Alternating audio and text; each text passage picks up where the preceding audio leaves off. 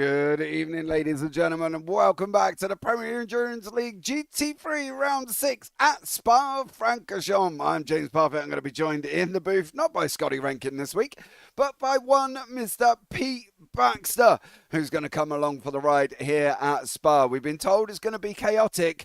Well, me and Pete might think otherwise, but we'll see what happens here as well. Hope everybody's having a wonderful day here as well. I want to give a big shout out to all the fathers in the UK because it is Father's Day in the UK here today. So happy Father's Day to all the UK fathers. I'm not quite sure if it's Father's Day anywhere else, to be honest. It seems to change from country to country. But hey, let me know if it is Father's Day where you are. But let's bring Pete into the booth for a chat. Pete, welcome in, fella. How are you?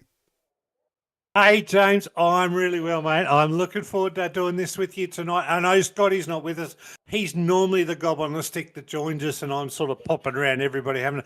But, mate, to you, happy Father's Day. And to answer your question, it is a UK-specific day today. For us in Australia, Father's Day is normally in September.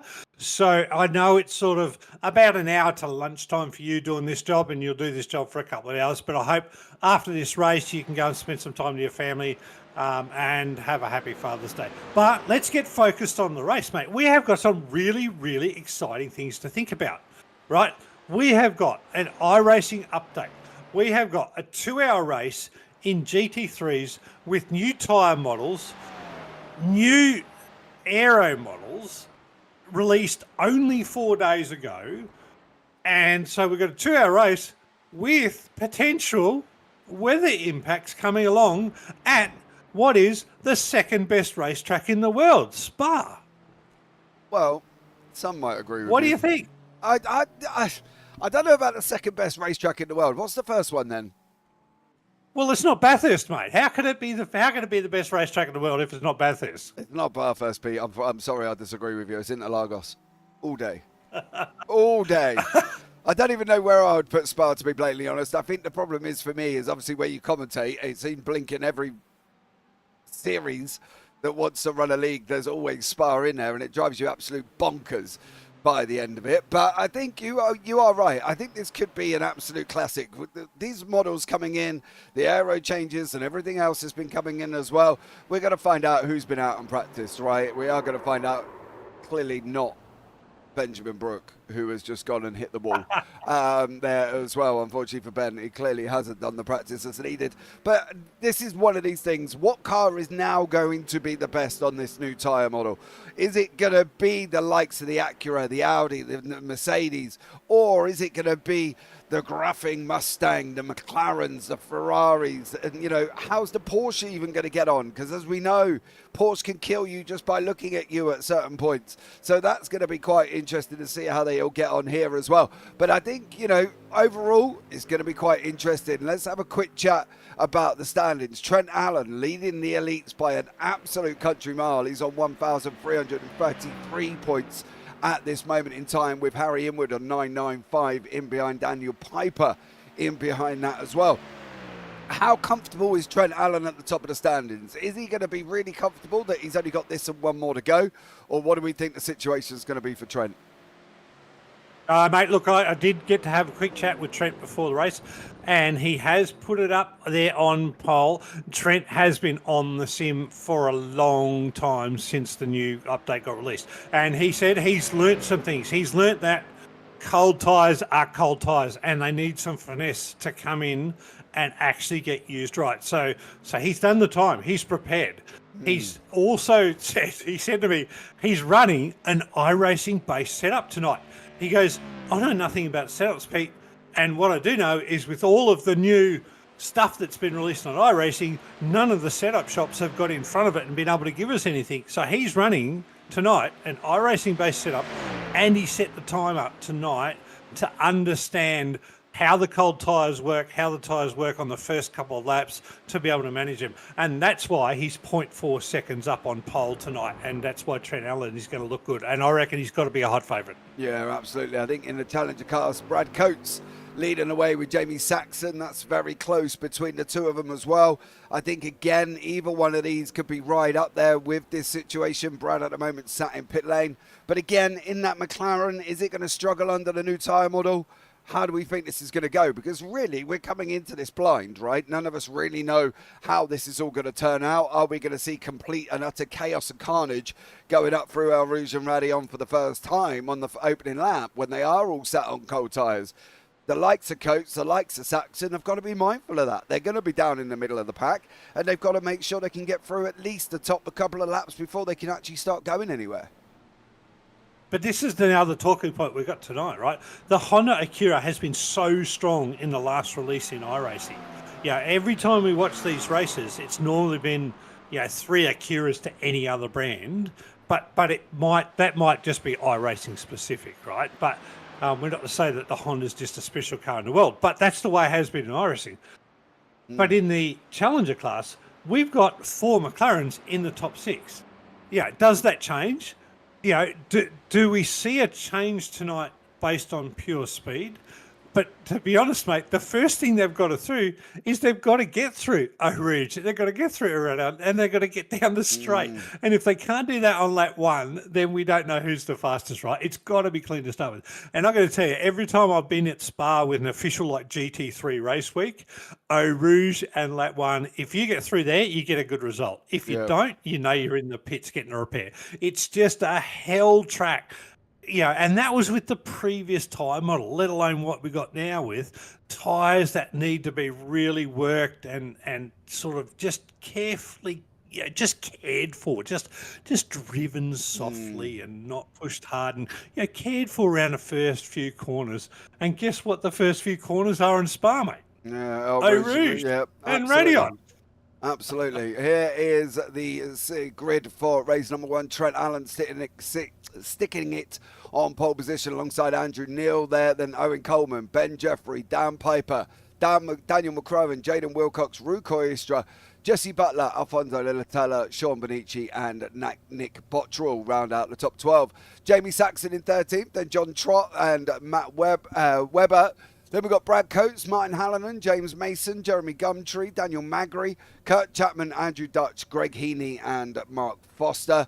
Then behind that is Jesse McMiniman, Brant Tucker, Harry Inwood, Matty Feely, Isaac Norman, Michael Cullen, Benjamin Brooke, Brooke Kadai, Nick Miller, Rick Provenzali, Dale Atkins and Brant Johnston. And then further back is Nathaniel Coburn, Matt McCamley, Glenn Jones, Jimmy Middleton, Chris Withers, Stephen Mellis, Phil Whitman, Greg Goodfella, Bobby Kamara and Vinny Ngoan, ignoring Pete at the bottom there as well. This is going to be very, very interesting indeed. I think we're going to find out here who's going to do what and how's this one going to go. You can see these guys at the moment coming around on their pace lap for that run, which is going to be down through Curve Paul Ferrer.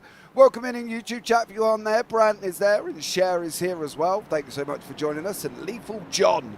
They just finished in qualifying. Yes, John, they have. And then we got into warm-up, and now we're going into the race. So hold on to your hats, ladies and gentlemen, boys and girls, and people of all ages, because it's going to be absolutely manic for the next 2 hours. Grab your drinks, grab your popcorn. We've got pit stop strategies to talk about.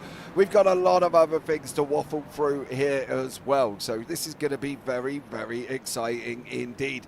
Don't go anywhere, because if you do, you're probably likely to miss lap 1, and that is going to be a different kettle of fish altogether. This is where we're going to make or break the start of this race and who's going to be able to hold this car. Fire up the OPR meme fans. I think you might be right, ladies and gentlemen, but the pace car is going to be going in very, very shortly, and then we will be up and running here this evening for 2 hours of Spa.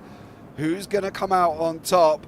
Who's going to be able to hold it? Who's going to get it right? Who's going to get it wrong? Well, he's holding them here. We're holding.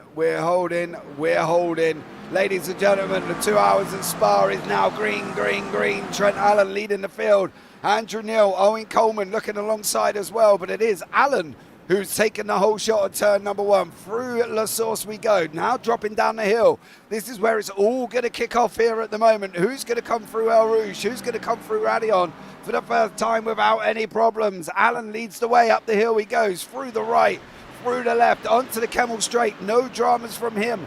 What about further back with Brant Tucker? He's having a bit of a moment there as well. Trent Allen's in the situation as he's still out in front currently, but it does look like, though, Pete, everybody almost everybody has managed to make it through cleanly.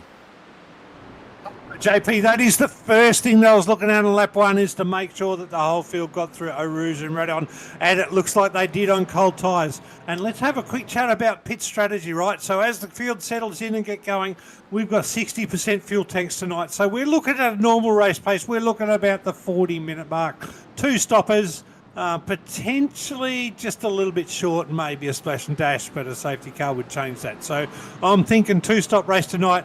And the field is good to go, but it is so good to see the field get through the whole thing. But I can tell you, Trent Allen is proving his worth by all of the practice he did on cold tyres, because that run through Eau Rouge and Radon just give him 0.3 of a seconds in front of the field that the other field has just not been able to catch up, and it's worthwhile. And I tell you what, if you've got to run at the front, that's the sort of thing you've got to learn. That's, yeah, you and I, JP, probably just run in the midfield and go, yeah, we're pretty happy just to be in the race. But if you want to win, that's what you've got to do. And Trent's just proven that now.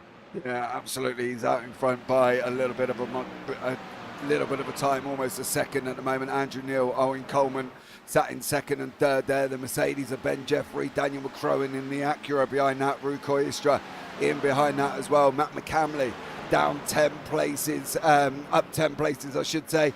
Kurt Chapman is down 10 places here as well. So there's been some drama. It looks like Jesse Butler had a bit of a moment. Ricky Provenzali is back in pit lane already, and I will find out what went on with Ricky, but whatever he's done, he's jumped straight back to pit lane here, Pete. Not a great start for him. Oh, mate, put me on that case. You keep going. I will have a look at what happened to Ricky. But yeah, no, that's good. I was saying to Ricky just before the race, get out there, boy, and make sure you qualify properly, and he did. He had a good crack at qualifying, so something's happened in the first lap. Let me go and find out, Ricky. Let's go and find out. We'll have a look, and it won't take too long, but yeah, we'll get there. Yeah, we'll have a look and find out what's gone on with Ricky Provenzali. You see this Kurt Chapman battle with Stefan Mellis there at the moment. He's tucked in Mellis in the Porsche, Chapman in that Mustang. Up through Eau Rouge and Radon they go. This is where Chapman now has got to sit back and think, how am I going to do this? Am I going to close right in? On board we go once again. It's all going to be very, very close. As moving across the Kemmel Straight, Chapman is going to look, and Mellis lets him go through. I don't even think that was a Mellis fight that he really wanted to get himself involved in. Kurt Chapman has gone through. Now the problem for Stefan Mellis is he's got Glenn Jones alongside him. Mellis and Jones side by side. Jones sweeps round, gets the job done in that Ford Mustang. But Trent Allen sitting up front at the moment, but he has got Owen Coleman coming at him, Pete, and he's coming at him quite quickly. Yeah, no, look, mate, I've gone back and had a look at what happened to Ricky Provenzali. It's as simple as Ricky started from pit lane on cold tyres, had a bit of a spin into no name, did a 360, slowed himself down for about 3 seconds, and then went and got going. So nothing really to report, no damage. He's just a long way behind the field from starting from pit lane. Don't know why he did it. I think you've got to get in there and race, right? You don't start a league and put all this effort in not to enjoy your own racing. So get in there, Ricky. I will call you out on it every time we do this broadcast. Go on, race boy. Yeah, he's got to make sure he can get there as well. Trent Allen again, Owen Coleman, Andrew Neil still 1, 2, 3, 4. Then we've got the battles further back as well. Here kicking off at the same time. Sean Bonici is locked in, trying to get away from Jamie Saxon. Saxon's got his own queue of cars of Latella, Trott, Piper and Mason. Then we got Andrew Dutch and Nick Bottrell. They're having a little bit of a ta-ta-ta as well. You just see Dutchy run wide there. In behind that is Jesse McMiniman with Brad Coates in and Harry Inwood all in and around him as well. So lots been going on here. It looks like everybody's just travelling rather slow through the bus stop at the moment to keep up with each other. When do we think this is going to start settling down? When do we think this is all going to stop being this mass thing that we're going to have here? Nah, it's already settled down, mate. They're not. It's already settled down. They'll be right. They'll just get into it. The groove of the race. There's a long way to go. They're already single file. It's Spa. There's lots of things. There's going to be a few bits of drafting down the big straight, and we're going to see that right now with Owen Coleman having a crack at Trent. Trent's actually looks like he's just lifted and let him go. Owen Coleman's come through, taken the lead. So there you go. That's something that I didn't expect to happen this early in the race, but Owen's out there. I'll tell you what, the surprise name for me, mate, Andrew Neil, sitting up there in P3. Andrew Neil is 21st in the standings for Challenger class. So I would say, newbie to the series, hasn't raced a lot of races, but hey, how about that? Challenger Series, and he's up there at P3.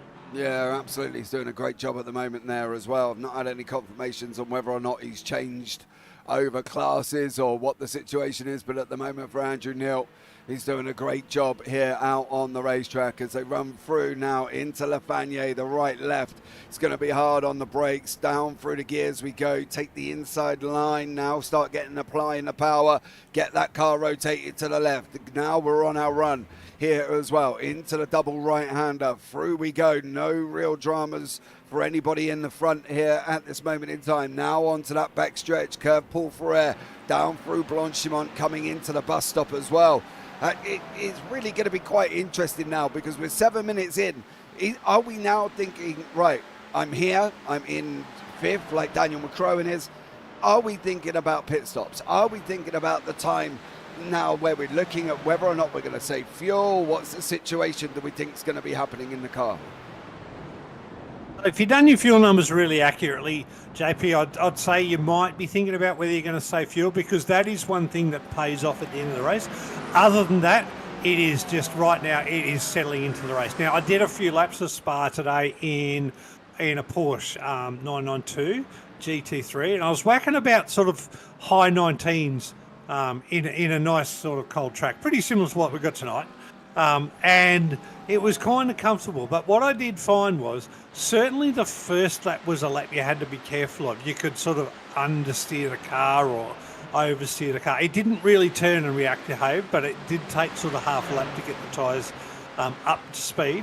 What I'm wondering tonight is, and this is what I think we might be seeing from Trent Allen, if he's done more practice than most, he might have realised that if you bring the tyres in too fast, then you're going to wear them out at the end of the stint, and even a 40-minute stint that we got now tonight in the 60% fuel tank, that might be enough to kill tyres too early if you push too hard, which is why we might have seen Trent actually lift to Owen Coleman. So that's something that we've got to see play out a little bit later through the race.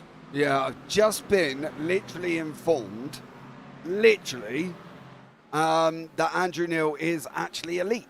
So I can't read the whole message out because, I just can't. But Andrew Neil is in the elite class as well. Also, Lethal John, I'm looking at this situation with Andrew Neil, and I think you might be right. I think it could be the first round that Andrew's taken part in here as well. So I think from what the information I've just been looking at, although he is sitting down in the standards for challengers there, Pete, I think he is actually elite.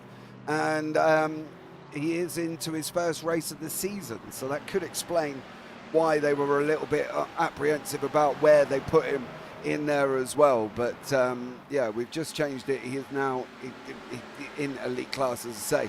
That does leave Sean Bonici leading the challengers at this moment in time, with Jamie Saxon tucked in right behind him here, and Dan Piper in there as well. Jeremy Greentree, Andrew Dutch still all fighting it out a little bit further down. So Andrew Neil, he's been promoted after the first couple of laps here, Pete, and now he's going to show us what he's going to do in the elite class. Well, I got to get handed to Andrew, mate. He's the first driver I know that can do 2 laps and get promoted from one class to another in a whole series. That is awesome, man. Good on him. But look, to be honest, right? I mean, he's out there. He's qualified right up strong in the top 10, and frankly, he's running in the top 10. So yeah, that means he's at elite class anyway. He's at that speed. He's got that pace, and running there in the McLaren. It's good to see he's leading the charge for the McLarens too. So fastest of the manufacturer that he's chosen. And welcome to the series, Andrew. I hope you enjoy the series and have a really good time. On the upside, he's in a McLaren, so that's always good because he ain't in a Porsche. So there we go. He's got no hope there, but Nick Bottrell leading the charge in the Acura, just going to clear Martin Hallinan. Through he's gone, and over the guys go there as well. Nick Bottrell through on Martin Hallinan, moves himself up a position in there. Andrew Dutch tucked in behind as well on that run. Now down into Ravage before we go into No Name. So he's going to go through. Andrew Dutch is going to sit there with Jesse McMinimum in behind him and Jeremy Greentree in front of him at this moment in time as well. So keep an eye out, see how these guys get on, whether or not this is going to make a difference. I'm going to be interested here to see what goes on with pit stops, Pete. I think the pit stops could be could be a thing that's going to really make a difference. Yeah, it's going to have to be, mate. I'm not really seeing any of the drivers try and challenge each other for spots unless there's a mistake that we just saw there from one of the drivers well and truly off track. Probably a slowdown that they're going to have to cop. But most of all, the drivers are just settling into this race here. It goes, I've got a suspicion, having talked to some of the drivers before, there's a fair concern that we might get some rain. Yeah, frankly, yeah, I'm ever the optimist, right? I've had a look at the forecast, and it's a 30% chance that there's not going to rain the whole race. So it's dry tyres, just race on, right? And if it does rain, well then, yeah, so be it. 70% chance of rain, yeah, well, 30% chance of not rain. So, yeah, I'd rather look at the chance of not having raining than the chance of it actually raining. And I've got a feeling that some of these drivers think it is going to be a bit wet. There's a whole lot of talk about wet weather before the race, and they may just well be, curtailing their driving up until the point when the rain starts. And I think if they're doing that, you might get a surprise. You might be 1 hour, 45 minutes into a 2 hour race and go, oh, hang on, it ain't rained yet. We better push on with it. And you might have lost things that you might otherwise been able to achieve. Yeah, I think that's the thing with rain. It's so unpredictable. It does kind of put a spanner in the works to fuel it. Puts a spanner in, and when is it going to be a good time to go over? Is it going to be transitioning straight away?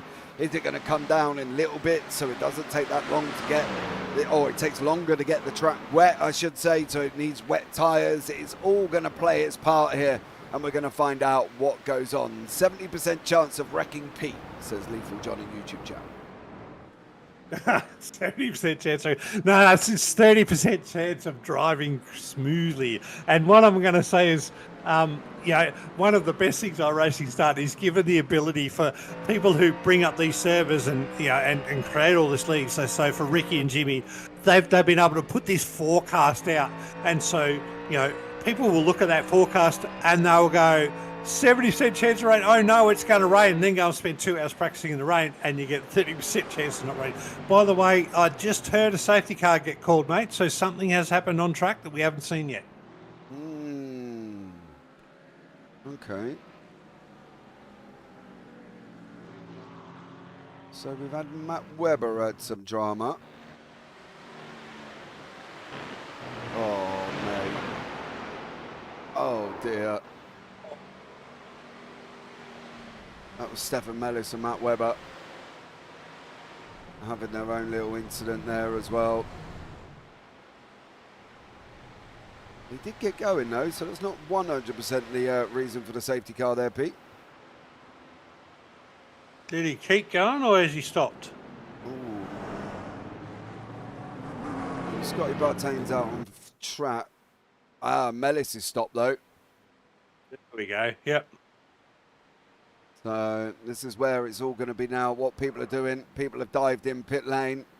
Coleman, Neil, Allen, Jeffrey, McCrowan is in pit lane. Benici, Saxon, Latella, Piper, Bottrell, Greentree, Dutch, Inwood, Coates, Foster, Harvey, Kadai, Tucker, Feely, Norman and Chapman, with Glenn Jones in as well. Mick McCarthy's going in. I think everybody's gone in here apart from Rue, Trott, Mason, Magri, Hanlon and a McMinimum. No, absolutely. And here's a chance for Ricky Provenzali to catch up too. But here's the question I really got. If you're going in the pits and only 15 minutes in the race with this time model, do you change tyres? I wouldn't. I would just flick up the fuel, get myself set, because I know that these tyres are good for an hour or two on a GT3, and I would keep the warm tyres going, right?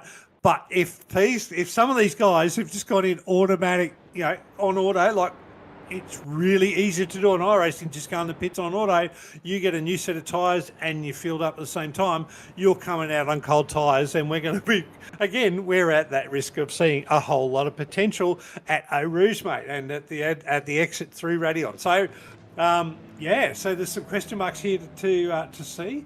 I can't really tell who has changed tyres or not. I guess we're going to see that as we go.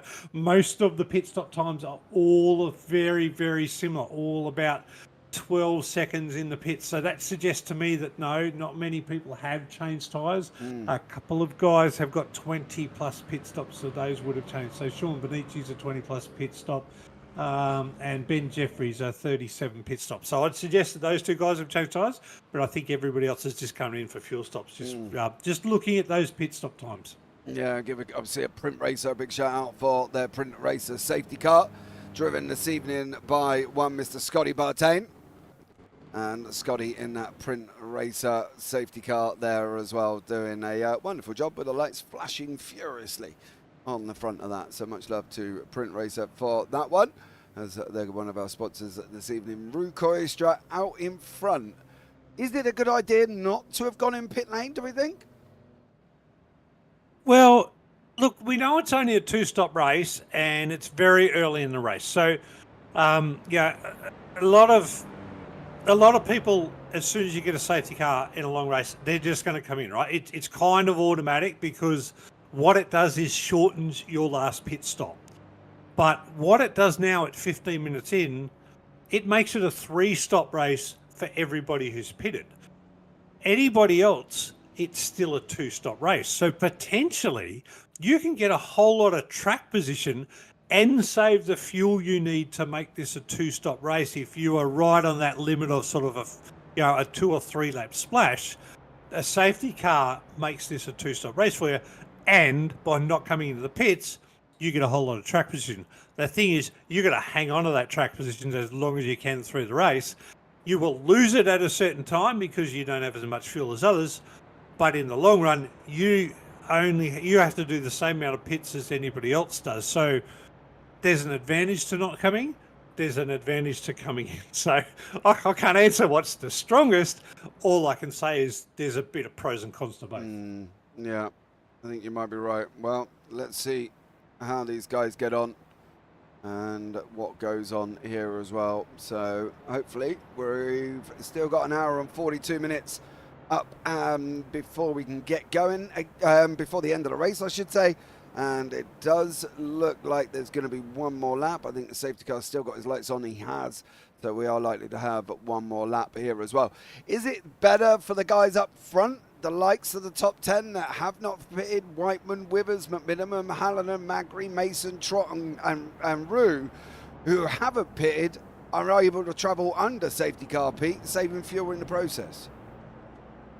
To be honest, mate, I have been guilty of calling people out who haven't pitted under safety car before, but I think at this stage of the race, I actually think it's a really, really good call, because they're only probably 50% through this fuel stint. I don't think they're more than 50%, which means I think it's a good call. But what they have to do is they have to have the ability to be able to pull away from the field and make some time up from the track position that they've gained. If they can't make that time up, then what they've gained in track position, they're going to lose by everybody else making it up on the safety car behind them. So that's the thing. You've got to have sort of that confidence that you've been held up. And if you're being held up, then staying out was fine. If you weren't being held up, I think coming in was the right thing to do.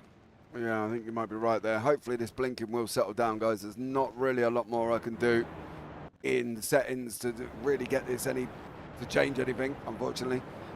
So hopefully this might be able to settle itself down a little bit as it goes on here as well on that one. So hopefully it will all calm down very, very shortly. So thanks for bearing with us on that. But overall, I think the interesting start is going to really mix this up now, guys. Who's going to be on the best strategy? Let us know in YouTube chat who was on there.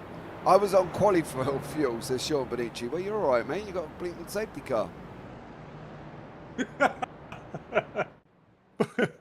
Well, I think we've all been guilty of that, haven't we? We've done the qualifying. We've come in. We've all set for the race. We've got a good position, and the race has gone flag, and then our car's gone. You need to pit for fuel at the end of this lap. You go, oh, geez, I didn't change my setup back to the race fuel. I think we're all guilty of that, Sean. No hard feelings. Good on you, mate. Get out there and give it a good run. Well, considering that was the case, he's still in 21st place. So, fair play. Yeah, Sean. that's right. 9th in class there, mate. You should be able to get your way and start moving up the field as well. So, hopefully, we will see you a little bit motoring on a little bit later on. But yeah, I had to pit when the safety car came out. Oh, well, there you go. You're just in time, dude. I've been there, dude. I've done it as well. I done it in a NASCAR race. Went around the first few laps and it said you're out of fuel. I was like, you are kidding me. No, that's all right. Now, if we wake up tomorrow and Channel 9 says, iRacer shoots his crew chief for putting him out on qualifying fuel in a race, JP, you and I will have to hide from the police so we don't have to give Sean up. So anyway, those sorts of things do happen. I think we've all made that mistake once or twice, to be honest. Yeah, we've all been there. But good on you, Sean. Yeah, good for being honest, mate, and getting it out there. Yeah, absolutely. Bear with us 2 seconds while we try. Whoa, hang on, boys. I know you're not showing it on the broadcast, mate, but I tell you what, there's just been a little bit of argy-bargy under the safety car. Yeah, there's somebody bodywork going flying off there as well, which makes it really... Yeah. Hang on, let me see if I can get to the bottom of it.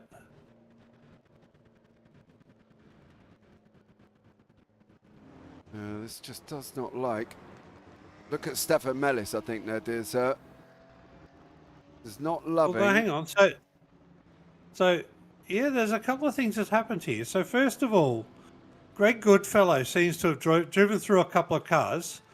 As he's done it, Stefan Mellis has probably taken his wave by, and at the same time that the other cars were spinning around, he's run into them. So I'm not sure that's on Stefan. He might have been taking his wave around, which is all fair enough. But other cars have run into each other under safety car.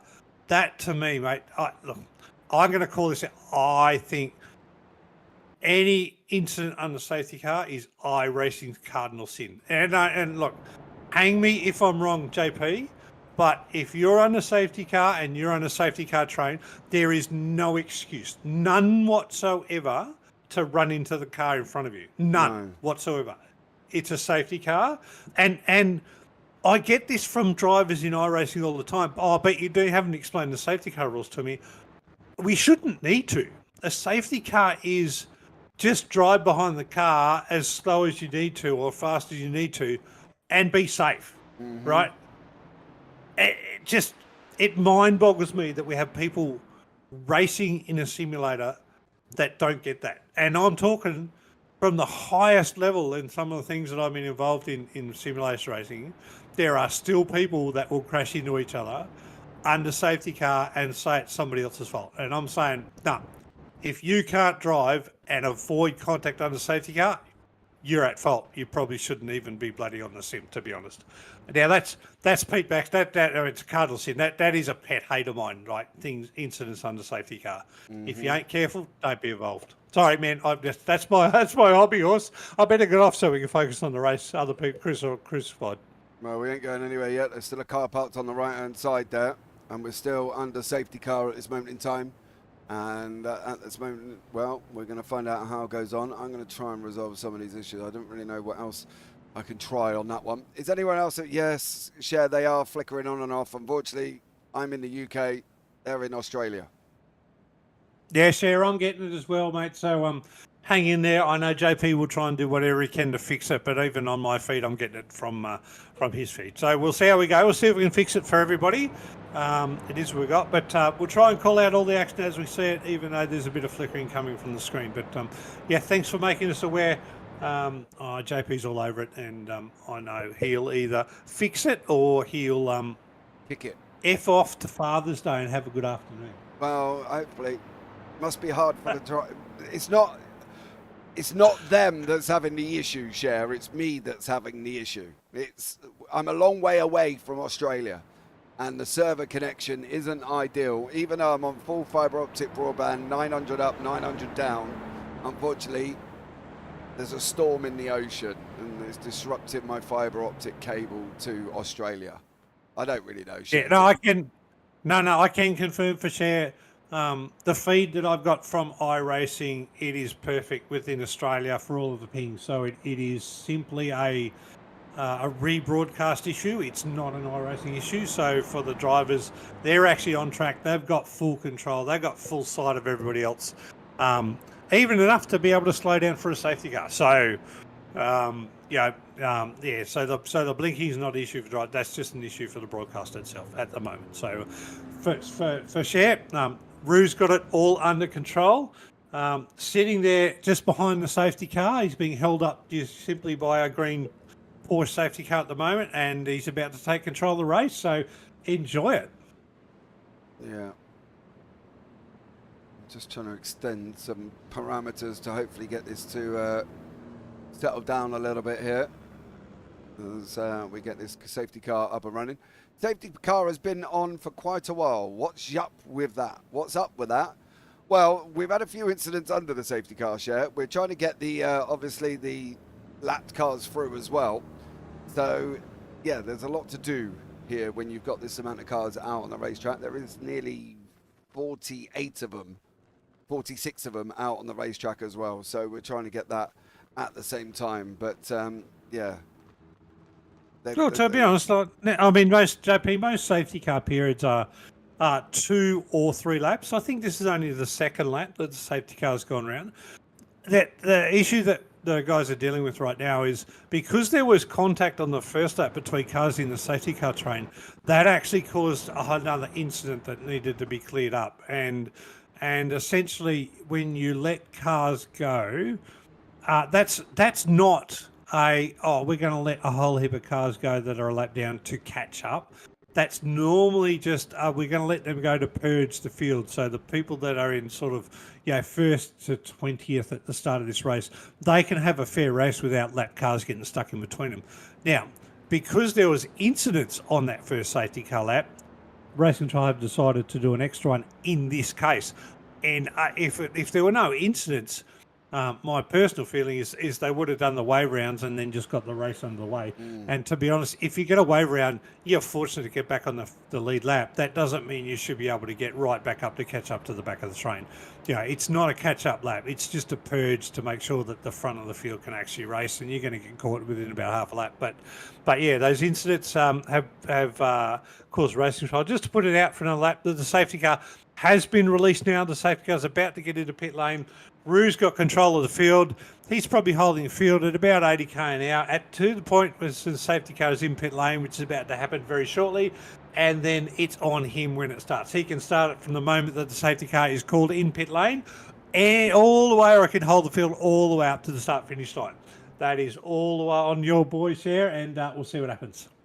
Yeah, Rouge's going to lead us away, coming down into the bus stop. It's 50k an hour that he's holding the field at this moment in time. So we're going to find out how this goes on.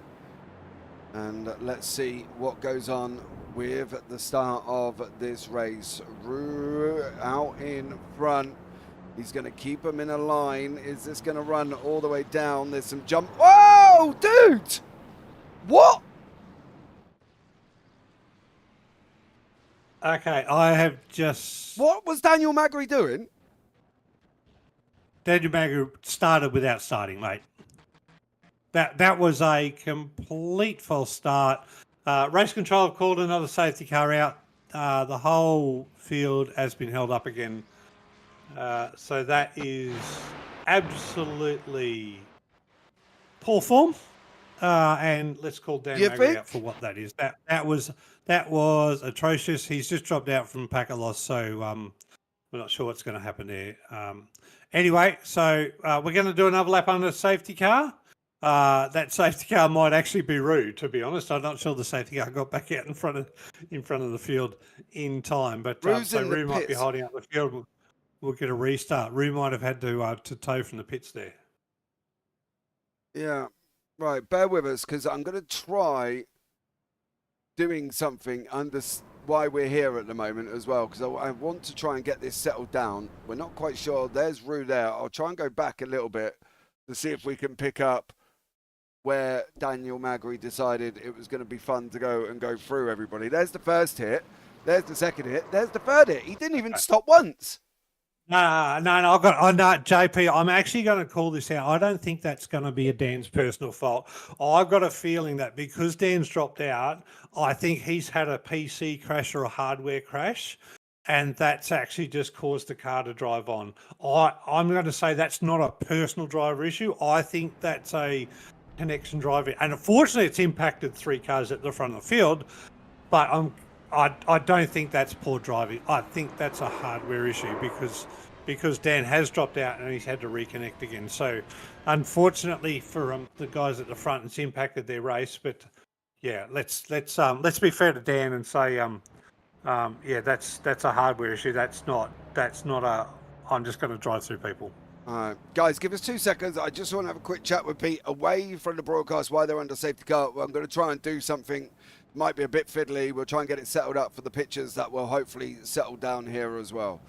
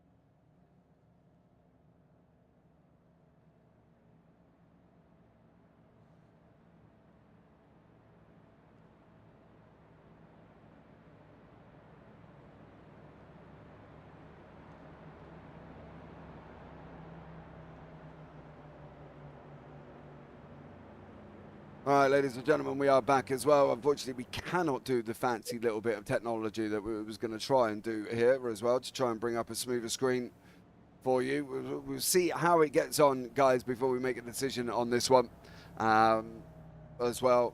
We don't want you sitting at home watching a picture book because that ain't going to be good for anybody. So on that one, we'll find out. Ruiz just left pit lane here as well. He is just, well, no, he's not. He's reversing in pit lane at this moment in time, Pete. Yeah, not sure what's going on with Rue. Hopefully he can get out before the field gets around the start-finish line. Yeah. I don't know if iRacing's now not just picking up. There we pause go. with me. No, I think race control are trying to. Okay, so race control just having a look at it. They can't. They're not going to manipulate the race, right?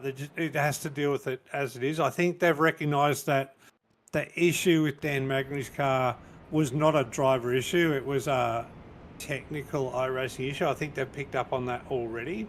And you know, as I said, to be fair to Dan, I mean, you know, you and I have commentated Dan for a lot of times. You know, he's been in this series the whole time since we started, since season 1. Never anything like that has ever happened, and he dropped out straight away. And I've seen that in the last few weeks with some of the things going on. So unfortunately, there's a few cars that were in front of him that have been impacted, you know, yeah, it's a real shame for those, but those guys seem to be back out in the race now, but we'll see what happens. So yeah, certainly none of this was a personal issue that's done. It's just a iRacing glitch that has impacted it. And yeah, of course, one of our number one supporters, Cher, which is, you know, Rue's mum, not happy. is watching this at the worst time possible. No, she's not happy, Bunny. It's poor old Cher. No, nor should be. Yeah. So no, I'm not happy for you because it was so good to see Rue at the front, right? We've seen him normally in the back, sort of, you know, 50% of the races and getting up there into the top 10. But to see him at the front lead race, I was looking forward to seeing how we go. But yeah, unfortunately, we'll see. Yeah, hopefully, you know, fingers crossed, he can make the most of it after a pit stop very close to what would have been the first pit stop of the race. So maybe he's only got one to go. Who knows? yeah, he has got. There's a bright side, maybe. Yeah, he's got back out on that one, and he is up and running. But yeah, we'll see how he gets on here at the same time. So just bear with us, guys, while we try and get this all sorted out, and we'll be there hopefully up and running soon.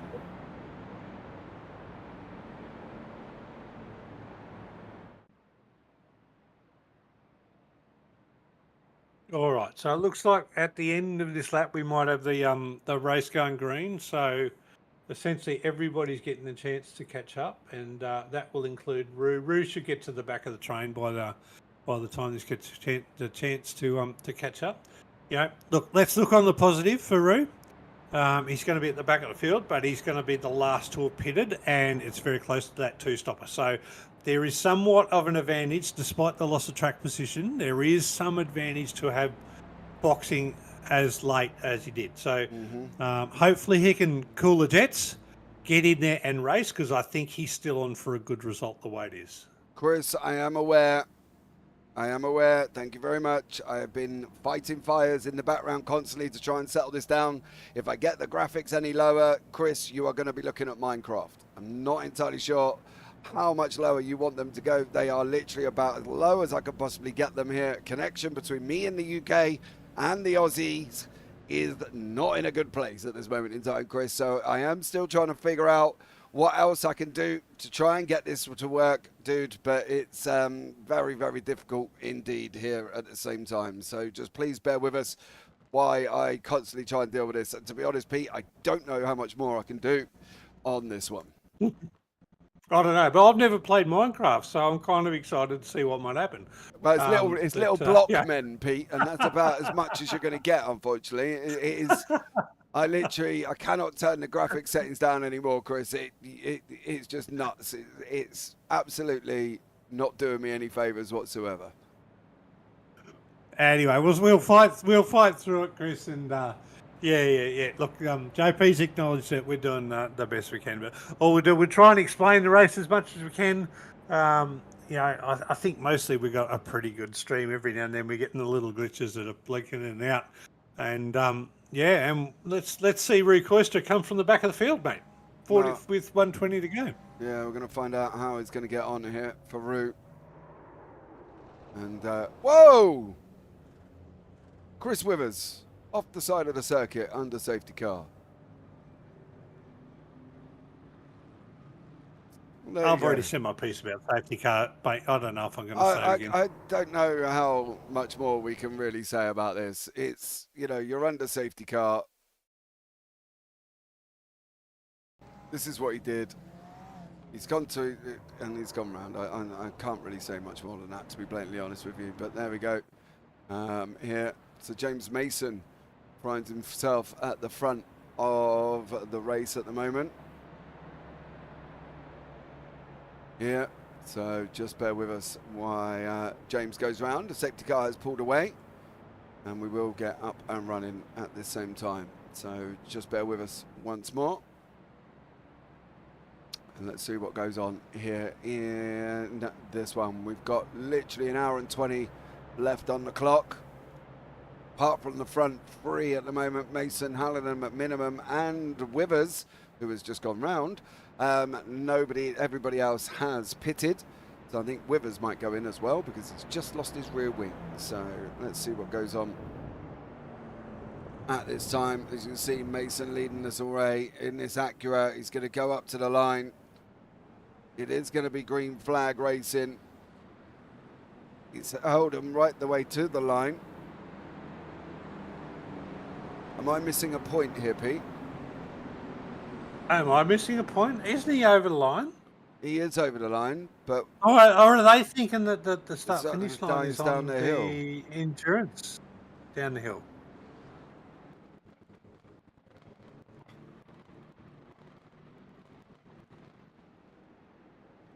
Oh, I think it is. I think the start-finish line is down the hill, not where we're used to the normal timing lap. Well, there we go. Yeah, they are. They're right. All righty. Mason leading the field here, but it wasn't on the lap one. Oh, no, he's not. Oh, no. Oh, he's coming into track as well. 3, 4, 5, 6. 6 of them and ready, and they have gone off. There is a whole complete mess. Expect to see the safety car come out again. Cold tyres. This is the new GT3 model. Is killing these cars. The cold tyres has got these drivers on the edge, and they have fallen over it, JP. Yeah, it is literally killing everything. You can see it's just literally killed my PC. Bits of carbon body going flying everywhere. Martin Hallinan now out in the front. Oh, Pete, this I don't know how much more we can get at this, mate. This is driving me absolutely bonkers.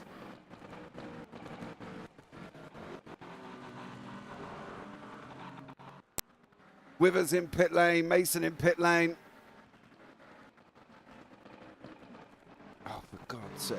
Bear with us, guys, 2 seconds. You do what you can with the graphics. I'll tell you what I'm loving. I'm loving the fact we got 2 challenges up at the front of the field. Or Owen Coleman's just slotted in between the 2 challenges. But I'll tell you what, another car has just gone off. It is Cold Tyres First Lap GT3. It is killing this field. These guys have not done the practice they need to get used to these GT3s. First lap with cold tyres. This is the new tyre model in iRacing, absolutely giving everybody a hard time. You cannot push a GT3 at full-on fast speed that for at least the first lap. Oh no, there's leaders are off. Guys in the top 10. There's now 7 and 8 cars that have gone off, JP, on the first lap back on the green. This is telling me, geez, the tyre model is just smashing people.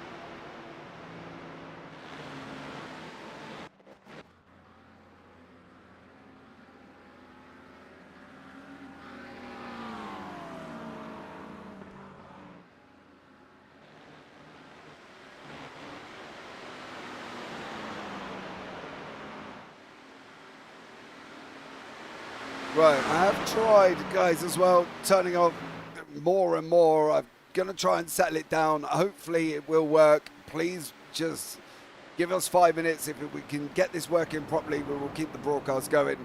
I know, Lachlan, I know, okay? I am aware of this. So we will try and keep this going. Hopefully we might get it a little bit more settled than what it is at the moment. I have been turning off everything possible that we can be turned off here, Pete. We'll give it 5 minutes and then we'll make a decision. But at the moment, we seem to be okay, touch wood. Well, see how you go. Like, you're as good as an English cricket team coming to play the Ashes this year. So you're just barely hanging on there. And you're going to get a flogging from the Aussies, all night long. So that's reasonable and that's fair. But yeah, if your quality can't keep up, we might as well just kick you out of the country and we'll just enjoy the race for what we can on iRacing. Anyway, mate. for those of you that are watching, let's just give JP a bit of a chance. He's doing the best he can. Hopefully he can bring it the best. It seems to have settled down in the last lap or so. So now that the cars are spread out, the blinking, it's still there a little bit. But give me 2 minutes. We'll be back.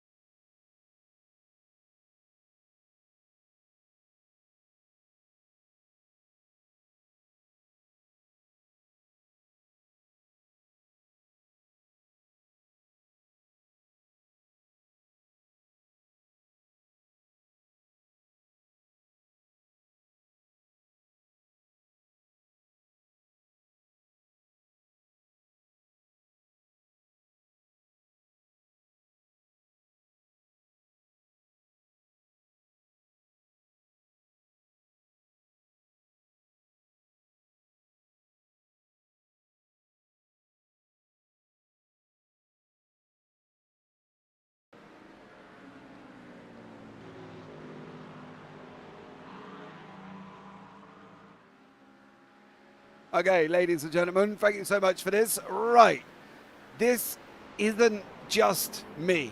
Okay, we've just spoken to Ricky, and basically drivers are having issues as well.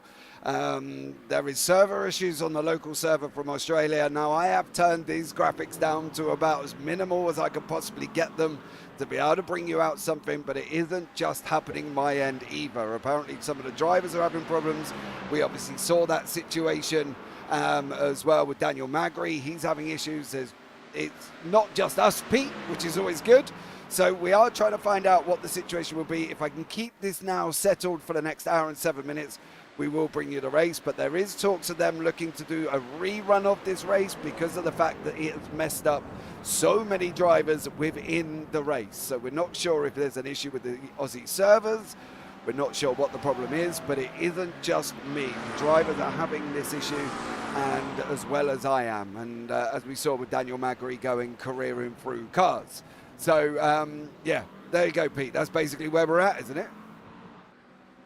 Yeah, it is, mate. And look, to be fair, yeah, you're right. It might not just be you. I was in a long race, an enduro race yesterday. That was a charity event, and a lot of people with Moser wheelbases and the 360 hertz frequency coming through iRacing, they all had connection issues. So, yeah, common thing. So that was a common thing of 12 drivers in one charity race had connection and dropout issues, and that's something to do with iRacing's latest drop of their software. But to be unfair, I'm not having any problems, JP, so I can just call it out and saying, mate, it's you from over the ditch. You're Thanks, mate. fucking horrible. Considering And, Ricky, you know, it's great to be here with you. And if the race is called, we'll come back and do it again. Considering Ricky's just literally told him that it's not just me. And now he's there hanging me out to dry here as well. But listen, the race is still going. We are still getting pictures, and they have settled down as well. That's great. We don't have any crowds or any stadiums at Spa. It's like being back in the old days. But hey, the race is on. That's all that matters. And at the moment, Martin Hanlon leading the Challenger class, sitting in second place here, up 15 places. Owen Coleman out in front. So it's a good job for all of these guys that this is actually happening here. We're just trying to get everything to settle down a little bit more, and then we will hopefully be able to be good as we are, Pete. But look, what do we do if they turn around and say we're going to call this? They're going to have to rerun another date because of the problems? Everything we said is just null and void, and it's just all a bit of fun, except for the thing that we're hanging shit on you.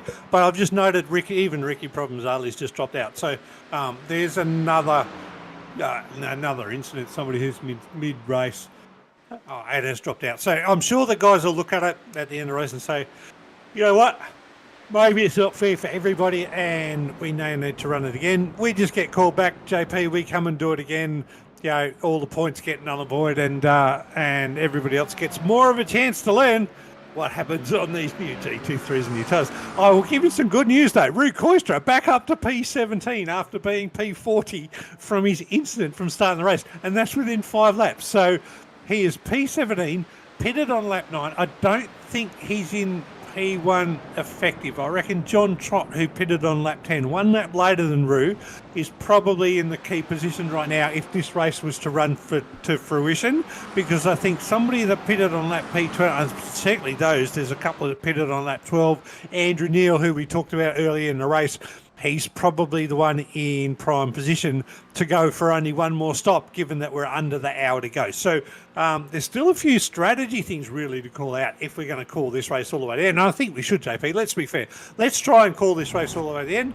And let's leave the decision about whether it's an included race in the series or not to the admin, and they'll make an announcement when they make an announcement. That's just something that they need to have a look at, all of the cases and things that go into it, given the fact that Ricky's dropped off and a couple of others dropped off that are key players. Yeah, that might play into it. But at the end of the day, what do you got to do in your race? The first thing you got to do is you've got to get into the race. You've got to be as fast as you can be, and you've got to get to the finish line. And that doesn't matter. In sim racing, one of the things you've got to do to get to the finish line is you've got to have a fair connection, and your sim hardware has got to work all the way to the end of the race. That makes a thing in sim racing, and a lot of people forget that. In real life racing, they say the 20-cent part can end your race. That's the windscreen wiper, that's the tyre pressure valve, that's those little things that can go wrong and that can end your race and go backwards. in sim racing, it's your Telstra connection, it's your bloody internet connection, it's your steering, it's something. So it's all of those things that can end your race. And to be fair to everybody else, we all started the race at the same time with all the same software. And you know what? It might be iRacing's fault, but you still got to get to the end of the race to finish, right? To finish first you got to finish. Yeah, we have. I have noticed one thing, though, Pete, that if you look at Rouge's steering, he is broken. He is driving with broken steering here. I don't know if he looked like he took his fast repair on the pits, but look at his steering. He is very right hand down, and that's not just going through the left hander. He is right hand down even on the straight. We'll keep an eye on him once he comes out the bus stop, but watch this straight run down to the bus stop. Again for Rouge, he's doing this with broken steering. Hard on the brakes he's going to go. Look at that, Pete. He's even trying to hold it straight by turning right to keep it down there. And that's a great job. I'd say bent, not broken, but you know, that's the difference in terminology. If it's broken, he wouldn't be driving. Having bent, that means you are being right hand down. Very picky today, Mr. Baxter. No, you got it. Mate, you got to be honest with what it is. If it's broken, you can't steer. If it's bent, you've got right hand down, right? But he's doing a magic job, because I'm going to tell you, I am one person. I can't stand if my steering wheel is 1 degree off centre, and that's in my real car too. If some dude does a wheel alignment and my steering wheel is off centre, I'm like, I take it back. That's not good enough, dude. It's got to be straight. It's got to be perfect, right? But yeah, bent, not broken, mate. There you go. Pete's on one today, everybody. I think it's that time. You know what I mean? For Mr. Baxter here, as we're jumping on board with Andrew Dutch, chasing down Sean Benici at the moment here. And these guys doing a great battle once again, as these guys continue to fight on at the same time. So keep an eye out and let's see what goes on in this race. It's going to be an interesting one though, Pete. There's going to be some exciting stuff happening. And hopefully, well, if they call it, they call it. If they don't, they don't. What do you reckon, mate? Do you want to give me a couple of minutes? I want to go and find out to see if a couple of these guys can get to the end on one stop. What do you reckon? Yeah, you carry on, dude. You carry on. All right, you hold the fort for a couple of seconds for me. Yeah, no worries. I'll do that. So there we go. There's Mr. Baxter has just run off to go and find out what's going on with some of these drivers here as well. You're back listening to me. Hopefully we have now managed to sort out some of the blinking issues. We don't seem to be blinking as much as we were after the first ones, but as I said, by all accounts, it's not just me, and there has been some server issues. So thank God for that one. I can't take the rap, unlike look Pete trying to drop me in it here, but yeah, there's still some battles taking place. One of them is the battle of the Mercedes, Latella and Harry Inwood, and it does look like Latella's just cleared Inwood here. Inwood's now going to be up and running and try and chase him down and see how he gets on. Looking a little bit rough at this moment in time. Let's see what we're doing in conjunction with the weather and seeing whether or not we're going to have this rain that we do expect to be coming, but we're going to find out whether or not it will be here as well. It's still dry at the moment. It is very cloudy, but there's no percentage of precipitation, which obviously is rain. So thank you so much for that one on there, as we still continue to fight. Chef, thank you so much for sticking up for me, but unfortunately he's not in the booth anymore, so you can't tell him yourself, but I reckon he should leave me alone as well. So there we go. But let's see what goes on, as we're now going to follow Matt McGimley up through Eau Rouge and Radion, chasing down John Trott here currently.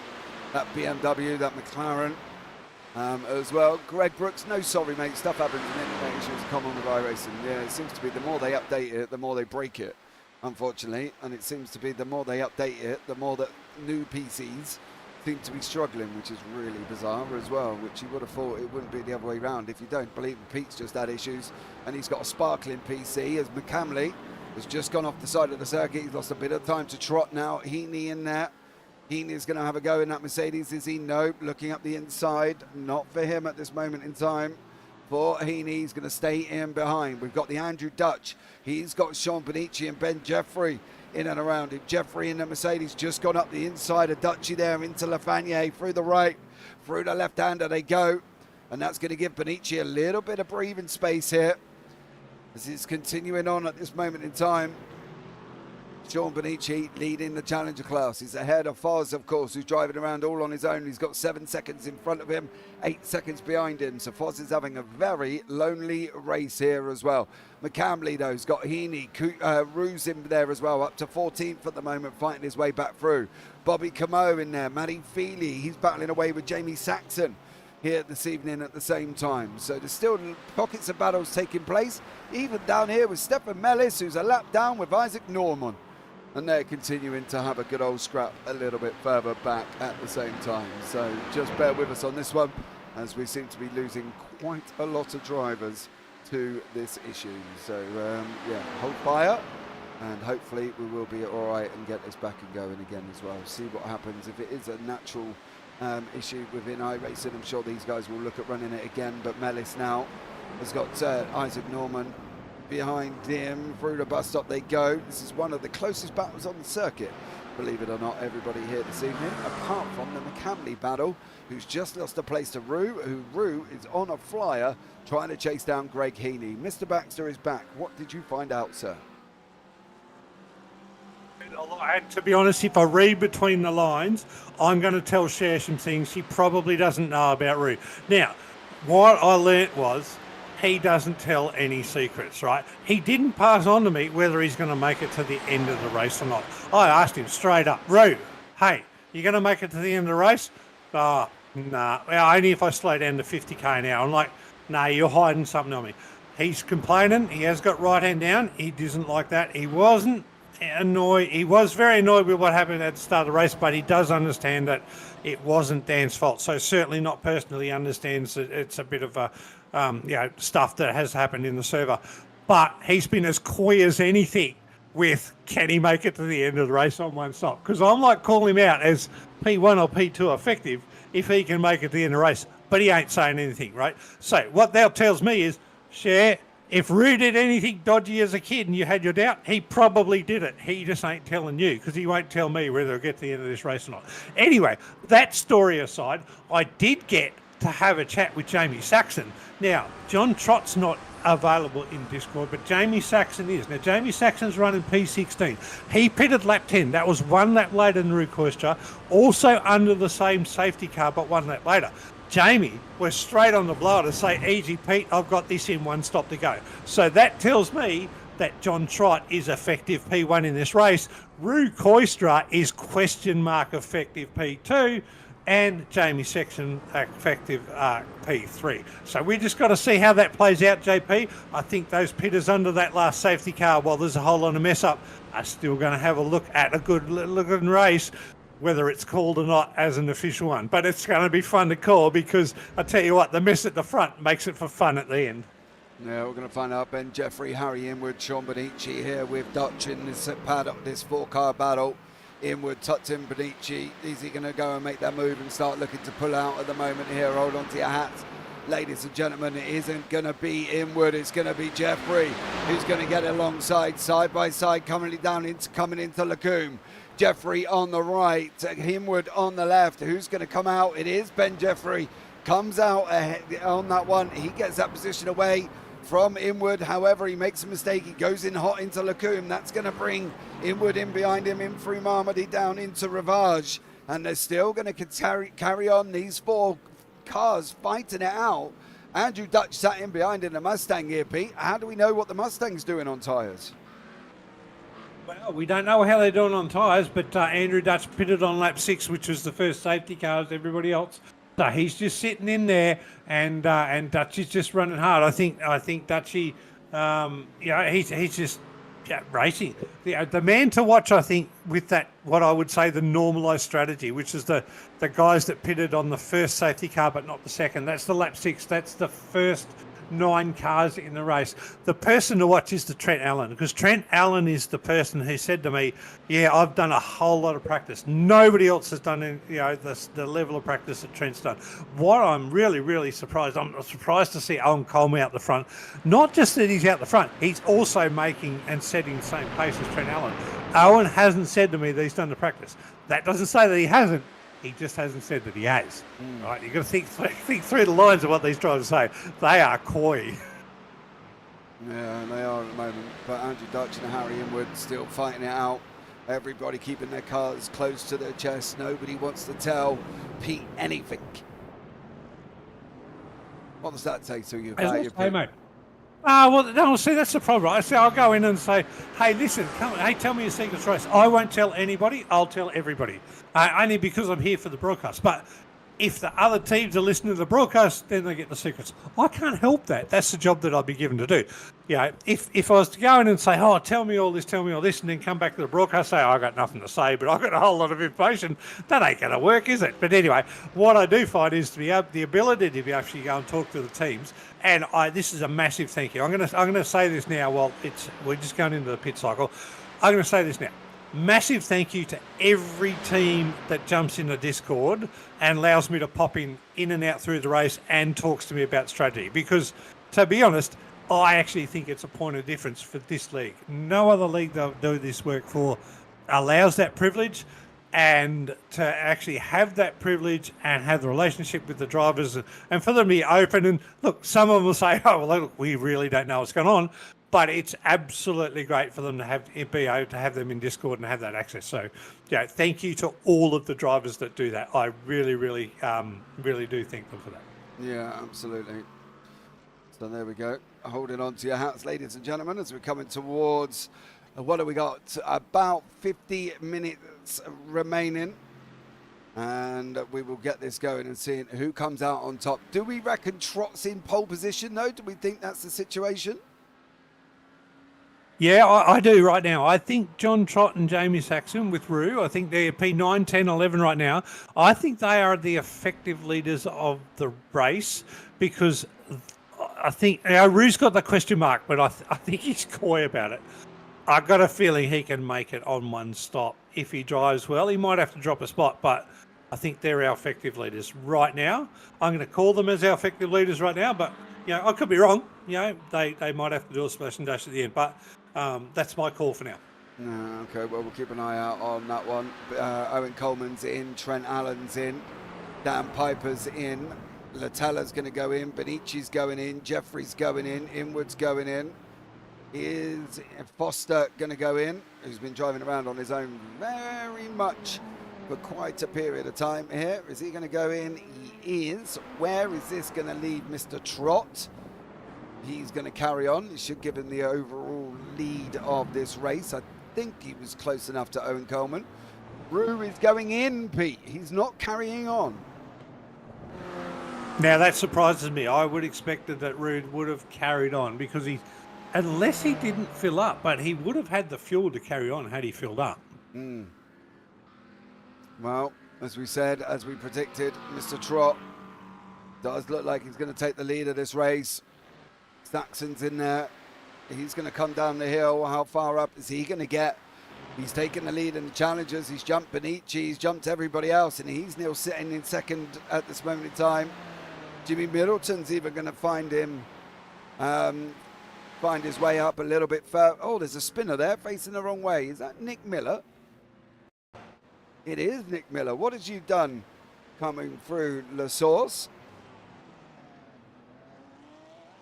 Oh, dude. Went to apply the power, Pete, and it just all went wrong. Oh, he went to apply the power, and the Porsche said, no. JP's watching. Yep. That's what it did. Yeah, the worst thing he did was drive Porsche while you were watching, because I've got to tell you, I've joined the GT3 series, JP, and I'm driving the Porsche just to prove to you that I can get through a series without it spinning like that. Okay. And so far, I haven't spun like that. You're not broadcasting, but I haven't spun like that. So I don't know how you can't really sit back and tell me it's true then, Pete, if I haven't seen it. I'll save all the replays and send them to you. Hey, it's not going to make a difference on that one. We all know what the Porsche does. We all know what the Porsche does. So there we go. It's a beautiful GT3 to drive, and those that overdrive it will throw the back end around. I will give you that. If you overdrive it, that will happen. Yeah, absolutely. Jimmy Middleton sitting third overall, up 37 places as well, in his all-black machine with a lovely message on the front and on the side there. So fair play to Jimmy for that one. Jamie Saxon sitting in second, John Trott in third. Unfortunately, due to having to restart everything, the pit information for me has gone out the window. Do we know when Jimmy pitted last? Yeah, Jimmy pitted on lap 10, same lap as Johnny Trott and Jamie Saxon. So Jimmy pitted on the second of that second safety car lap. So Jimmy, and then the next car that pitted on lap 10 is Nick Miller in P6. So we've got Owen Coleman and Trell Allen in between Jimmy and Nick, but Nick is coming from the back as well. Andrew Neal pitted on lap 12. He's in P9 right now. Okay. Don Trott's in pit lane. Is that a surprise that he's in? It is. It's 2 laps earlier than I thought it would be, JP. Unless these guys went into the pits and they didn't actually fill their cars up, which is mind-boggling for me. If you're under a safety car, you always fill your car up, right? Well, yeah, And that's the first thing that you do. It's free time. Yeah, it's free time. So anyway, maybe. It looks like Rue's gone in. He's done a pit as well. So they've all gone in. They're tyre stops as well. So they're 25, 26 second stops. So they are tyre change pit stops. We are 47 minutes from the end. So, mate, I'm going to say, no, they are not going to make it to the end of the race. They are going to have a splash and dash for about 3 laps worth of fuel. Yeah, well, Rue's going to go through here. He's going to jump some positions. Goes past Mr. Middleton. Going to come out just in front of it unless anybody else gets in front of Jimmy. Oh, no, Jimmy's got a long way to go, so he isn't. Rue's going to be well ahead of him. Ahead of Nick Miller. Ahead of Jimmy Middleton. Phil Whiteman all there. Saxon still leading the race in that Acura with Owen Coleman 25 seconds back. Jamie Saxon's got a massive lead, hasn't he? As we are joined in the booth. Considering that you've got to go through the whole pit lane, it's actually not that big a lead because it's a fairly big pit lane transit time. You got a 25-second stop when you do it, to change fuel and tyres, and then you got the big transit lane. So I wouldn't say it's that great of a lead. I think he's got the stop time, but it's going to put him out probably around about sort of P15-ish, I think, by the time he comes out. Yeah, we have got Mr. Ricky Provenzali up in the booth. Ricky, welcome in. How are you? Gentlemen, how are you? I'm all right now, mate. How are you doing? Busy, unfortunately. How are you doing?